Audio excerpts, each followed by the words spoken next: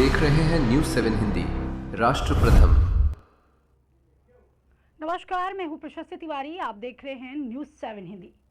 School जाने वाली 14 साल की एक छात्रा, स्कूल बस, दोस्ती का झांसा, ब्लैकमेल, धर्म परिवर्तन का कथित दबाव और फिर दुष्कर्म के प्रयास का आरोप। उत्तर प्रदेश के कानपुर देहात से सामने आए इस मामले ने कई गंभीर सवाल खड़े कर दिए।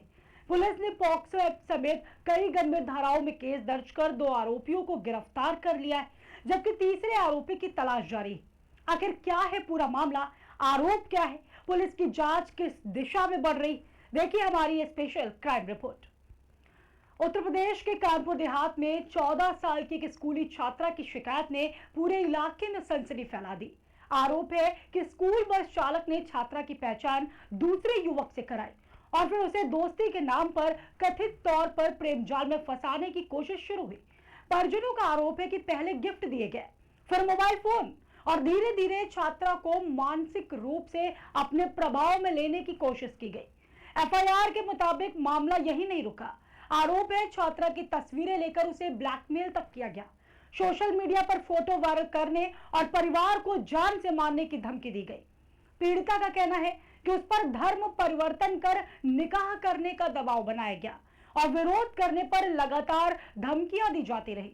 सबसे गंभीर आरोप 20 अप्रैल की घटना को लेकर है। छात्रा का कहना है कि उसे एक पुड़िया देकर घर के खाने में मिलाने के लिए कहा गया।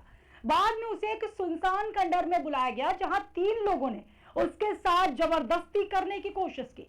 छात्रा के मुताबिक वह किसी तरह से वहां से भाग निकली और बाद में पूरी घटना अपने परिवार को बताई। शिकायत के बाद पुलिस ने पॉक्सो एक्ट, दुष्कर्म के प्रयास, अपहरण, छेड़छाड़ और उत्तर प्रदेश विरुद्ध धर्म संपरिवर्तन प्रतिषेध अधिनियम समेत कई गंभीर धाराओं में केस दर्ज किया है। आइए सबसे पहले हम सुनाते हैं आपको पीड़िता के पिता ने क्या कुछ कहा है, सुनिए। ये मुख्तार ड्राइवर का ही सब काम है।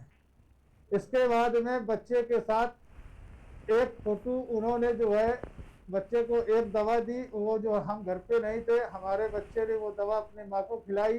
इसके बाद उसको घर के बाहर बुला करके गले में हाथ डाल के एक फोटो खींची। उस फोटो की धमकी दे करके बच्चे को ब्लैकमेल करते थे और बच्चे को धमकी देते थे कि अगर हमारा कहना नहीं मानोगी तो हम तुम्हारे माँ बाप के साथ क्या करेंगे वो तुम जानो, मार देंगे। क्या लगता है इस तरीके से ये और भी लोग हैं और भी इस तरीके से गैंग चल रहा था पूरा? अब गैंग की जानकारी तो नहीं है, मगर जो बच्चे के साथ घटना घटित हुई है उसके लिए हम अधिक से अधिक मतलब सजा की मांग कर रहे हैं। ये फिलहाल 2 आरोपियों को गिरफ्तार किया जा चुका है, जबकि तीसरे आरोपी की तलाश जारी है। पुलिस का कहना है कि पूरे मामले की निष्पक्ष जांच की जा रही है और आगे की कार्रवाई साक्ष्यों के आधार पर होगी। इस मामले में विश्व हिंदू परिषद के एक नेता ने संगठित गिरोह और बाहरी फंडिंग जैसे आरोप भी लगाए। हालांकि इन दावों की अब तक स्वतंत्र पुष्टि नहीं हुई है। पुलिस ने भी फिलहाल ऐसी किसी बात की आधिकारिक पुष्टि नहीं की है। कानपुर देहात का यह मामला केवल एक आपराधिक घटना नहीं, बल्कि कई गंभीर सवाल भी खड़े करता है। क्या स्कूल जाने वाले बच्चों की सुरक्षा व्यवस्था पर्याप्त है? क्या सोशल मीडिया और मोबाइल के जरिए नाबालिगों को निशाना बनाया जा रहा है? और क्या ऐसे मामलों में समय रहते परिवार और स्कूल की सतर्कता बड़ी घटनाओं को रोक सकती? फिलहाल पुलिस हर पहलू की जांच कर रही और पूरे मामले की सच्चाई जांच पूरी होने के बाद ही स्पष्ट होगी। आइए आपको सुनाते हैं वहां की पुलिस ने क्या कुछ कहा है, सुनिए।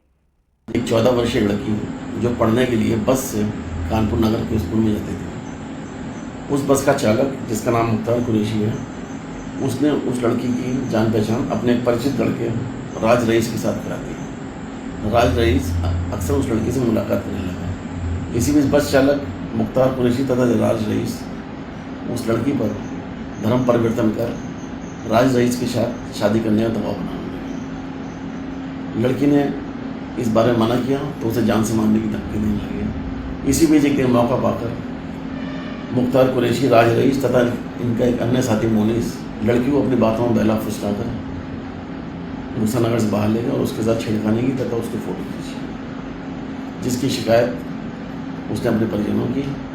आज लड़की परिजनों के साथ थाने गए तथा इस संबंध में तहरीर दी। तहरीर के आधार पर उचित धाराओं में अभियोग पंजीकृत किया गया तथा अभियुक्तों को गिरफ्तारी हेतु 2 टीमों का गठन किया गया।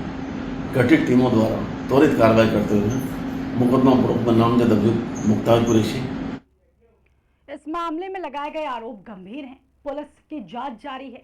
गिरफ्तार आरोपी न्यायिक प्रक्रिया का सामना करेंगे और अंतिम निष्कर्ष जांच तथा अदालत में पेश वाले साक्ष्यों पर निर्भर करेगा। अगर एक स्कूल जाने वाली बच्ची भी सुरक्षित नहीं है, अगर दोस्ती के नाम पर भरोसे का सौदा हो रहा है, अगर ब्लैकमेल और धमकी से मासूमियत को कुचला जा रहा है, तो सवाल सिर्फ एक केस का नहीं है, ये पूरे सिस्टम का है। आखिर बच्चों की सुरक्षा की जिम्मेदारी कौन लेगा? और जो भी साजिश में शामिल है, क्या उसे कानून ऐसी सजा देगा जो आने वाले वक्त के लिए नजीर बने? जवाब पुलिस की जांच और अदालत के फैसले के बाद ही फिलहाल मिलेगा, लेकिन सवाल पूरे समाज के सामने खड़ा है। HERO hero. पापा, ये हीरोज कौन होते हैं? हीरोज हर जगह होते हैं, फिल्मों में, फिल्मों के बाहर भी। और ये हीरोज दिखते कैसे हैं? हीरोज सबसे अलग होते हैं लेकिन अलग दिखते नहीं। हीरो टॉल होते हैं कि शॉर्ट होते हैं? वो खाना खाते हैं कि नहीं? स्कूल जाते हैं कि नहीं? वो पढ़ाई करते हैं कि नहीं? ये हीरोज भी होमवर्क करते होंगे क्या? वो कुकीज खाते हैं क्या? पापा, ये हीरोज करते क्या है? वो आपके साथ रहते हैं और आपको प्रोटेक्ट करते हैं। बाय। फिर तो आप ही मेरे हीरो हुए, क्योंकि आप ही मुझे प्रोटेक्ट करते हो। लेकिन इस घर में एक और हीरो है जो हमेशा आपको सेफ रखता है। मुझे तो कहीं नहीं दिख रहा। हीरोज हमेशा दिखाई दे ये जरूरी नहीं है। वो सिर्फ पर्दे के आगे ही नहीं, दीवारों के पीछे भी हो।